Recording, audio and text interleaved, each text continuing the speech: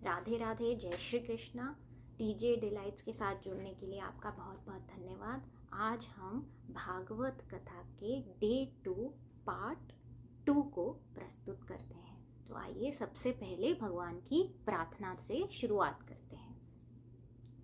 वक्रतुंड महाकाय सूर्यकोटि समप्रभ निर्विघ्नं कुरु मे देव सर्वकार्येषु सर्वदा। इतना तो करना स्वामी जब प्राण तन से निकले, गोविंद नाम लेकर फिर प्राण तन से निकले। श्री गंगा जी का तट हो या जमुना जी का तट हो, मेरा सांवरा निकट हो जब प्राण तन से निकले। श्री वृंदावन का थल हो, मेरे मुख में तुलसी दल हो, विष्णु चरण का जल हो जब प्राण तन से निकले। वह सांवरा खड़ा हो, बंसी का स्वर भरा हो, तिरछा चरण धरा हो जब प्राण तन से निकले।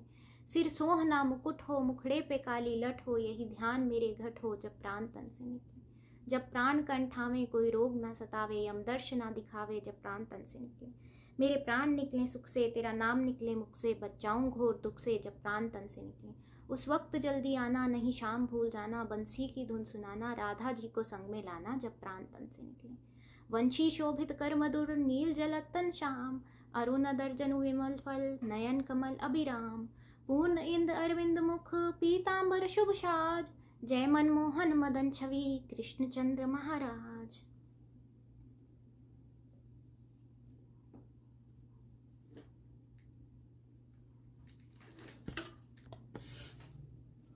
श्री बांके बिहारी तेरी आरती गाऊं, हे गिरधारी तेरी आरती गाऊं। मोर मुकुट प्यारे शीश पे सोहे, प्यारी वंशी मेरो मन मोहे। देख छवि बलिहारी मैं जाऊं, श्री बांके बिहारी तेरी आरती गाऊं। चरणों से निकली गंगा प्यारी, जिसने सारी दुनिया तारी।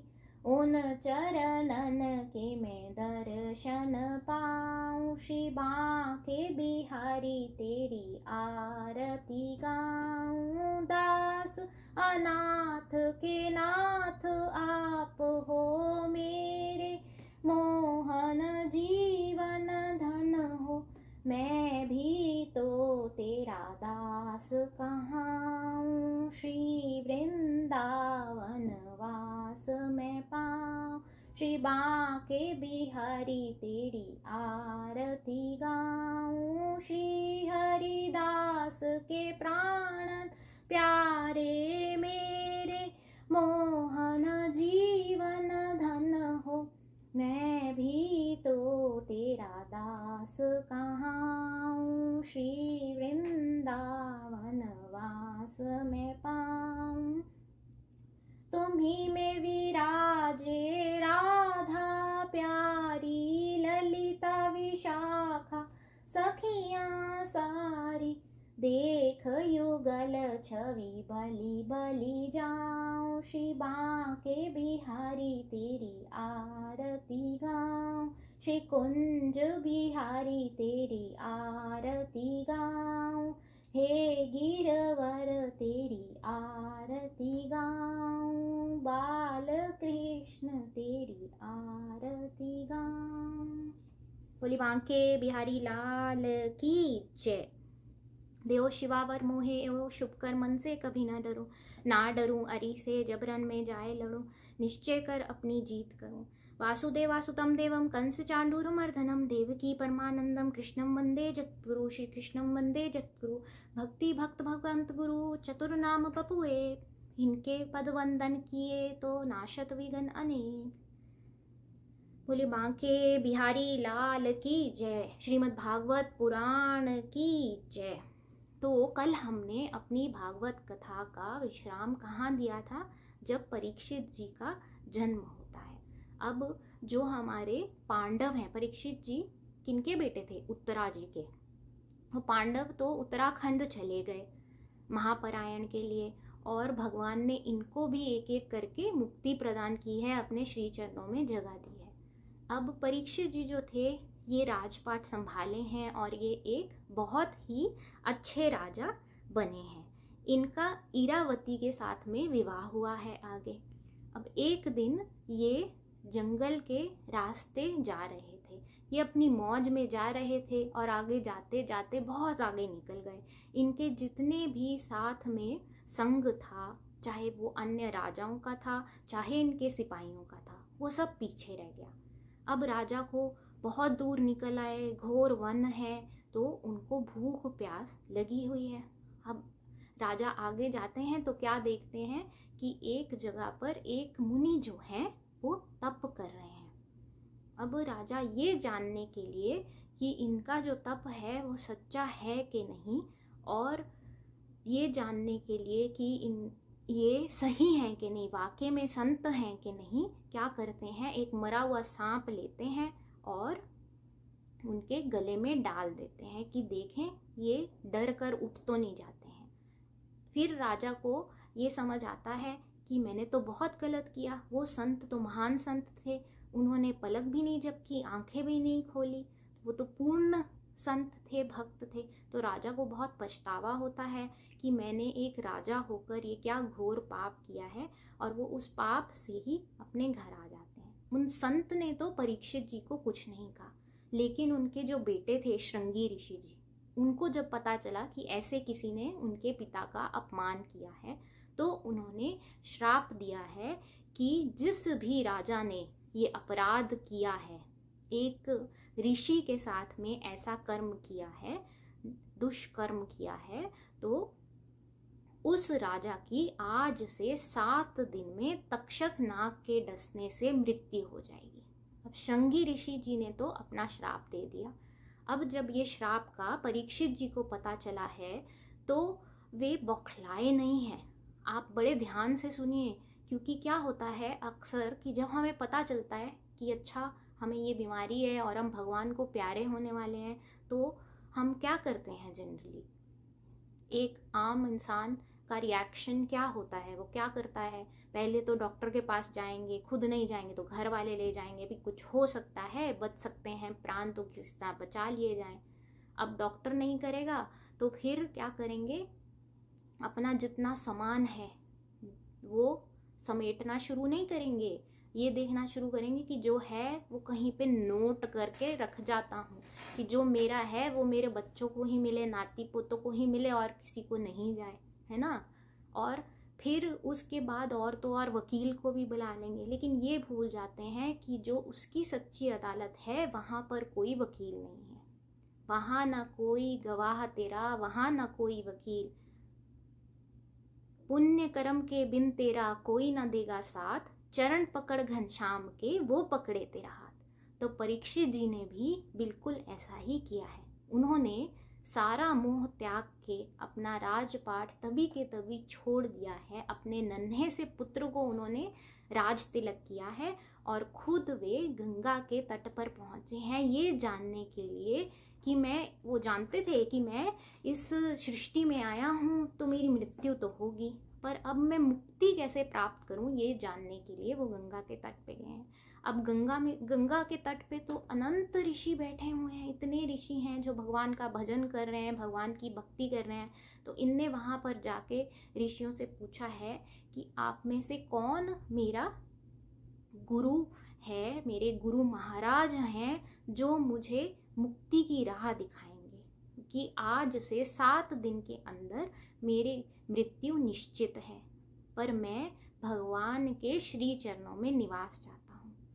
तो तभी उन सब संतों के बीच में सूर्य जैसी रोशनी के समान कौन प्रकट हुए हैं, शुकदेव जी। शुकदेव जी जिनकी आभा का वर्णन हमारी भागवत में कहा है, वे शुकदेव जी जिनके 38 गुणों का वर्णन हमारी भागवत में है, वे प्रकट हुए हैं और उन्होंने आगे परीक्षित जी के गुरु बनना स्वीकार किया है। तो बोलिए शुकदेव जी भगवान की जय। देखिए शुकदेव जी जो हैं वो भागवत के प्रथम और सबसे उच्च वक्ता हैं। वो परीक्षित जी को ये कथा नहीं सुनाते तो आज हमें भी ये कथा सुनने को नहीं मिलती। तो उन महान पुरुष का सोचिए जिनमें 38 गुण हैं, उनका उनको हमेशा प्रणाम कीजिए, उनका शुक्रिया कीजिए कि उन्होंने हमें ये कथा दी। अब जो परीक्षित जी हैं, उनको जो ही वो शुकदेव जी को देखते हैं तो वो उनके चरण पखारते हैं और उनको बोलते हैं कि प्रभु, ये मेरी विनती है कि मुझे मुक्ति प्रदान करवाने का राह दिखाइए। तो शुकदेव जी ने उन्होंने गंगा जल से अपने गुरु के पैर पखारे हैं, उन्होंने उनको अपना शिष्य माना है और आगे उनको बताया है कि देखो परीक्षित, तुम्हारी जो भी मनोकामना है उसका एकमात्र उपाय है भागवत कथा, और मैं आज संकल्प लेता हूँ कि मैं तुम्हें 7 दिन के अंदर भागवत कथा सुनाऊंगा। अब परीक्षित जी को ये विश्वास हो गया है कि हाँ, मुझे गुरु सही मिल गए हैं और अब मुझे मुक्ति अवश्य मिल जाएगी। तो एक बार कहिए, शुकदेव जी महाराज की जय, श्री भागवत पुराण की जय। तो भागवत हमें देखिए इस टाइम पर एक और चीज़ सिखा रही है कि एक सही गुरु का होना भी ज़िंदगी में बहुत ज़रूरी है। अगर आपने सही गुरु पा लिया तो आप अवश्य भगवान की तरफ, भगवान की जो भी आपकी मनोकामना है कि आप मुक्ति चाहते हैं या आप उनके चरणों में जगह चाहते हैं, आप उनके भक्तों में अपनी गिनती चाहते हैं, तो वे आपको अवश्य सही राह दिखा के आपकी वो मनोकामना सिद्ध करवाएंगे। और ये भी एक सही बात है कि जो शिष्य होता है और जो भी एक इंसान होता है, पहले तो कोई भी इंसान हो, अगर वो कोई तरक्की करता है तो उसकी खुशी केवल 2 लोगों को सबसे ज़्यादा होती है, एक माँ बाप को और दूसरी गुरु को। जब शिष्य या बेटा अपने बाप से भी अच्छी पोस्ट पर पहुंच जाता है या एक शिष्य अपने गुरु से भी 4 कदम आगे भक्ति की राह में चलता है ना, तो दोनों ही सिचुएशन में बाप भी बहुत खुश होता है कि मेरे बेटे ने तो मेरा नाम रोशन कर दिया, और ऐसे ही जो गुरु है, सच्चा गुरु है, वो भी बहुत प्रसन्न होते हैं कि हाँ, ये मेरा सच्चा शिष्य है। ऐसे गुरु मिलना बहुत बड़ी बात है और आगे ऐसे शिष्य होना भी बहुत बड़ी बात है। अब गंगा के तट पे इन्होंने सुनानी शुरू की है कथा, किनको? परीक्षित जी को। उन्होंने पहले सृष्टि का वर्णन बताया है इस कथा में कि कैसे सृष्टि की उत्पत्ति हुई है, मनु महाराज जी के बारे में वर्णन आया है इसमें, और फिर एक संदर्भ में मैत्री ऋषि और किनका, विदुर जी का भी आता है। तो देखिए इस समय भागवत में कुल 3 कथाएं चल रही हैं। एक सबसे पहली कौन सी है? नैमिषारण्य में सौनकादि ऋषियों को सूत जी सुना रहे हैं। दूसरी कथा कौन सी है? दूसरी कथा है जो हम शुकदेव जी परीक्षित जी को सुना रहे हैं, और तीसरी कथा है जो मैत्री ऋषि कह रहे हैं। तो अब मैत्री ऋषि से पूछा जाता है कि हमें ये बताइए कि भगवान की भक्ति पाने का और मुक्ति पाने का क्या रहा है। तो वो भी वही राह बताते हैं कि भगवान की जो मुक्ति है वो केवल और केवल एक ही चीज़ में है। किसमें है? भागवत कथा सुनने में, मनन करने में और भगवान का चिंतन, उनका नाम जप करने में। तो आइए हम भी अब एक भजन के साथ भगवान का नाम जप करते हैं। मेरे साथ जरूर बोलिएगा।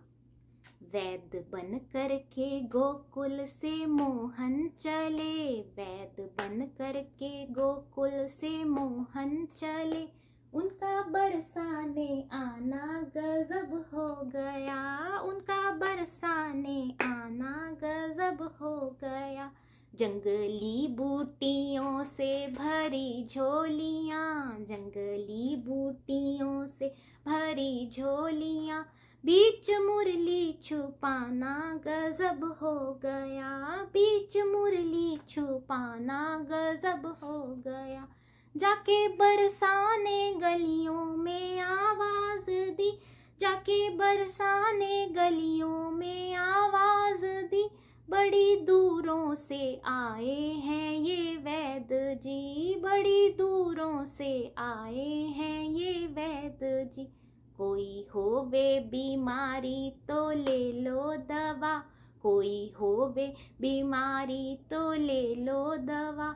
शोर उनका मचाना गजब हो गया, शोर उनका मचाना गजब हो गया।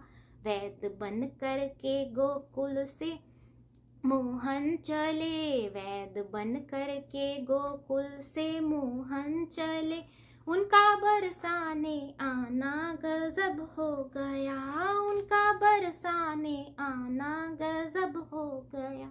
तभी ललिता विशाखा बुलाने लगी, तभी ललिता विशाखा बुलाने लगी। वैद्य जी को चौकी पर बिठाने लगी, वैद्य जी को चौकी पर बिठाने लगी।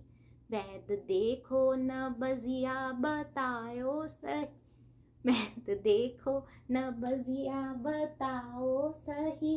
नीर नैनों से आना गजब हो गया, नीर नैनों से आना गजब हो गया। वैद्य देखी न बजिया बताया सही, वैद्य देखी न बजिया बताया सही। सखी तुमको तो कोई बीमारी नहीं, सखी तुमको तो कोई बीमारी नहीं।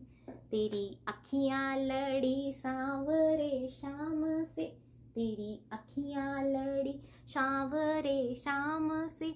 दिल किसी का चुराना गजब हो गया, दिल किसी का चुराना गजब हो गया। वैद्य बन कर के गोकुल से मोहन चले, वैद्य बन कर के गोकुल से मोहन चले।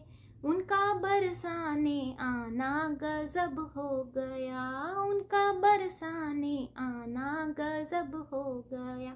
छीन कर झोलियाँ जब तलाशी हुई, छीन कर झोलियाँ जब तलाशी हुई। बूटियों में छुपी बाकी मुरली मिली, बूटियों में छुपी बाकी मुरली मिली। घेर लो जाने पाए ना शाम, घेर लो जाने पाए ना शाम। उनका भेष बनाना गजब हो गया, उनका भेष बनाना गजब हो गया। वैद्य बन कर के गोकुल से मोहन चले, वैद्य बन कर के गोकुल से मोहन चले।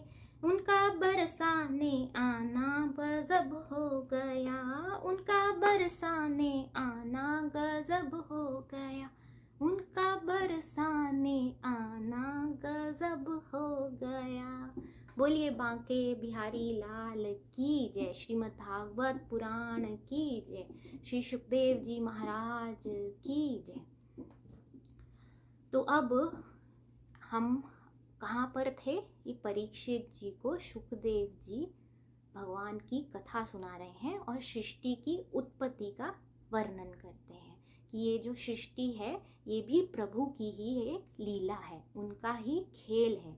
और हम सब जो हैं वो एकमात्र कठपुतली की तरह हैं और हमें कठपुतली की तरह ही भगवान की आज्ञा है ये मानकर अपना जीवन व्यतीत करना चाहिए। सुख हो दुख हो सब भगवान की मर्जी है, ये समझकर हमें उनको अपना लेना चाहिए, क्योंकि भगवान जानते हैं कि हमारे लिए क्या सही है और क्या गलत है। उनसे अच्छा तो ये कोई नहीं जानता। कई बार मन में होता है कि मुझे ये चीज़ चाहिए या मुझे ये नौकरी चाहिए और मुझे वो नौकरी मिल नहीं रही है। मैंने बहुत कोशिश की, मैंने पढ़ाई भी की, सब कुछ किया, मुझे वो नौकरी नहीं मिल रही है। बहुत परेशान हो जाते हैं और फिर थोड़े ही दिनों में क्या देखते हैं कि उससे भी बढ़िया, उससे भी अच्छी कोई नौकरी आपको मिल गई है। तो ये हमेशा याद रखिए कि अगर आपको कोई चीज़ नहीं मिल रही है, पहला प्रयास कभी मत छोड़िए और मायूस नहीं होइए अगर नहीं मिली है। क्यों? क्योंकि भगवान जो हैं वो परम पिता हैं और एक पिता हमेशा जानता है कि उसकी औलाद के लिए सबसे अच्छा क्या है। हमें तो सिर्फ संसार की चिंता है, हमें तो सिर्फ परिवार की चिंता है। हम तो सिर्फ अपने परिवार को देखते हैं, मेरे बच्चों को सब मिल गया, मेरे घर वालों को सब मिल गया, मेरी माँ ने रोटी खाई कि नहीं। वो तो सारे संसार को देखता है, तो उसको तो सबसे अच्छे से मालूम है कि किसके लिए क्या अच्छा है। प्याऊ से सबको जल है मिलता, आज किसी को कल है मिलता। किसी को भूखा नहीं वो रखता, भाग्य अनुसार सभी को मिलता। भूल के भी विश्वास न खोना, दुख में विचलित कभी न होना। भगवत चिंतन लगन से करना, बुरे दिनों से कभी न डरना। खोटे के बाद खरा ही होगा, जो सूखा वो हरा ही होगा। कई करोड़ों उसके हाथ, प्रेम से देते दिन और रात। भेदभाव वो कभी ना करता, सबके ही भंडार वो भरता। देखिए कितनी गूढ़ बात है ये, कि भगवान जो है उनके लिए हम सब बच्चे एक बराबर हैं, और वो भेदभाव भी नहीं करते। किसी को आज मिलता है, किसी को कल मिलता है, लेकिन मिलता ज़रूर है। अगर उसने हमें चोंच दी है तो वे खाना ज़रूर देंगे, उन पे विश्वास रखिए। और हम क्या करते हैं, हम विश्वास खो देते हैं। कभी निराशा तुम्हें जो घेरे, गोविंद दार लगा लो डेरे। संकट का समाधान करेगा, हर मुश्किल आसान करेगा। तो कभी भी आपको ऐसा लगे कि मेरे जीवन में कठिनाई हो रही है, निराश हो रहे हो, तो इन्हीं प्रभु के चरणों में अपने आशा की जो चिट्ठी है वो लिख दो, जो बात है वो कह दो, और वो आकर आपको राह दिखाएंगे। ये मेरा विश्वास है। बस आप अपनी जो भक्ति है उसको दृढ़ रखिए, डगमग डगमग नहीं डोलो। जुड़ो तो पक्के जुड़ो, ऐसे जुड़ो कि कभी उसको छोड़ो नहीं। तो अब हम कहानी में, कथा में वापस चलते हैं। तो उन्होंने मनु जी की उत्पत्ति बताई है। आगे मनु जी जो हैं उनके यहाँ पर भगवान के बहुत ही अनंत भक्तों ने भी जन्म लिया है, और भगवान के बहुत ही अवतार भी हुए हैं। इसी में भगवान का जो वाराय अवतार है उसका भी वर्णन आता है भागवत में। तो बोलिए वाराय भगवान की जय। इसके बाद में करदम्ब ऋषि जो थे उनका विवाह होता है करदम्ब ऋषि जो थे उनका विवाह होता है देवहूति जी के साथ में। देवहूति जी और करदम्ब ऋषि के विवाह के बाद इनके पुत्र भी आगे भगवान का रूप ही हैं, और उनका जन्म होता है। बोलिए कपिल महाराज की जय। अब मनु जी जो हैं वो हमारे पूर्वज हैं, ये तो हम सब जानते हैं। और मनु जी के जो कुल है उसमें, मनु जी के कुल में अनंत भक्त हुए हैं ठाकुर जी के, एक से एक बढ़ के भगवान के भक्त हुए हैं। और आगे बहुत कथाएं आई हैं उन सब की। और यहाँ पर हम अभी कपिल जी का अवतार की बात कर रहे हैं। कपिल मुनि जो हैं वो बहुत ही श्रेष्ठ मुनि थे। उन्होंने अपनी माँ को भी कल्याण का रास्ता दिखाया है, राह दिखाई है। जब तक वे माँ के रूप में बनी रही तो ये बेटे के रूप में बने रहे, और जब वो माँ का रूप त्याग कर एक भक्त के रूप में आकर इनसे विनय करती हैं कि आप मुझे मुक्ति का, कल्याण का उपाय बताइए, तब कपिल मुनि ने भी इनको यही समझाया है कि ये जो सांसारिक मोह माया है इसको त्याग दो, और भगवान की प्रीति, भगवान की भक्ति में ही अपना कल्याण मात्र मानो। जब तक आप सांसारिक मोह में फंसे रहेंगे तब तक आपको मुक्ति बिल्कुल प्राप्त नहीं हो सकती। अगर आप भगवान की प्रीति चाहते हैं, भगवान के चरणों में जगह चाहते हैं, इस आवागमन से छुट्टी चाहते हैं, तो क्या करें, भगवान का नाम जपें और निरंतर जपें। एक आदत बना लीजिए, जैसे सुबह उठते हैं, नहाते हैं, ब्रश करते हैं, आदत है ना, तो करते रहते हैं। तो ऐसे ही आदत बनाइए कि आप रोज़ प्रभु का सिमरन करेंगे। ज़रूरी नहीं है कि आप पूरा स्वच्छ करके और पूरा पूजा में बैठ के सब करें। अगर आपके पास उतना समय नहीं है तो आप जब रास्ते में जा रहे हैं अपने ऑफिस को, तब भगवान का स्मरण कीजिए। जब आपके पास समय हो तब भगवान का सिमरन कीजिए। हाँ, अगर आप मंदिर बना सकते हैं भगवान का, उसमें भगवान को विराजमान कर सकते हैं, एक स्वच्छ जगह है आपके घर में, तो अवश्य वैसे कीजिए, आपके पास समय है तो। परंतु नहीं है तो ये मत सोचिए कि मैं नहीं कर सकता हूँ, वो तो भाग जाने वाली बात हुई। कर आप फिर भी सकते हैं। कितने लोगों को हम देखते हैं जो ट्रेन में बैठे हुए भी भगवान की नाम की माला जप रहे होते हैं।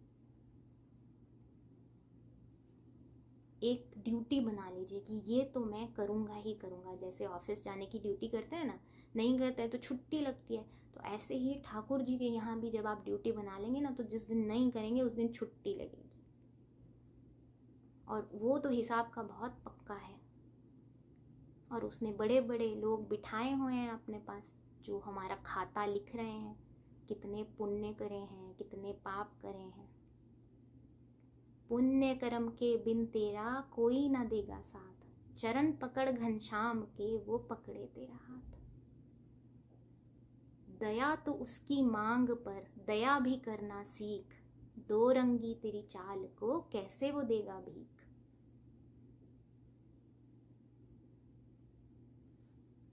तो भगवान पे भरोसा कीजिए, उनको अपना बनाइए, और उनको अपना बनाने के लिए प्रेम भाव उनके लिए मन में जगाइए। जब ये प्रेम उत्पन्न होगा ना, तो बहुत आनंद आएगा, इतना आनंद आएगा कि आप बता ही नहीं पाएंगे किसी को। एक अलग मौज होती है वो, जिसमें आप सदा प्रसन्न रहते हैं। क्यों? क्योंकि आपको हर समय ठाकुर जी की लीलाएं देखने को मिलती हैं। हर इंसान में, हर जीव में आपको ठाकुर जी दिखने लग पड़ते हैं। इतना उच्च हो जाता है वो। तो आज हम कथा को यहीं पर विश्राम देते हैं कि कपिल जी ने अपनी माँ को ज्ञान दिया है कि कैसे प्रभु को पाने का एकमात्र तरीका है, सबसे सस्ता, सबसे सच्चा तरीका है प्रभु की भक्ति, प्रभु की प्रीति। कल हम क्या देखेंगे? कल हम भगवान के अगले अवतार का वर्णन करेंगे। किनका करेंगे? बाबा भोलेनाथ जी का। तो आप मेरे साथ ज़रूर जुड़िएगा। और आइए अब हम ठाकुर जी को रिझाते हैं। कैसे रिझाएंगे? नाम स्मरण करके। हरे कृष्ण कृष्णा कृष्णा हरे हरे, हरे राम राम राम हरे हरे, हरे कृष्ण कृष्णा कृष्णा हरे हरे, हरे राम राम राम हरे हरे, हरे कृष्ण